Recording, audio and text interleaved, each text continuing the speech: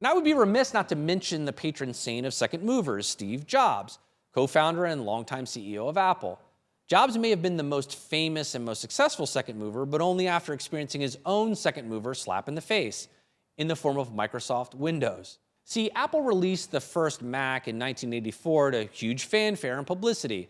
About a year later, Microsoft released its first version of Windows, the graphical interface used to navigate through the various complementary applications and software run through the MS-DOS operating system. The Mac was sleek, it was easy to use, fun, and a status symbol for those who could afford it, but the product was effectively a closed system. You could only run Apple software, or more specifically, Mac software. Eventually, that wasn't the case, but Microsoft took the best parts of the graphic interface on the Mac and paired it with its far more open structure, allowing third-party software, remaining hardware agnostic, and opening up what we now refer to as PCs to a much larger set of applications and use cases.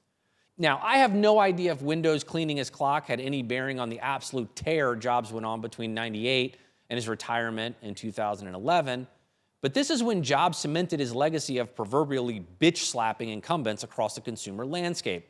The iMac was introduced in 1998 as the complete overhaul of the home desktop.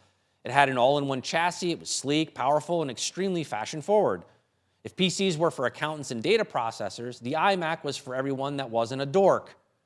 He then went on to champion the iPod and iTunes in 2001, iPhone in 2007, MacBook Air in 2008, iPad in 2011,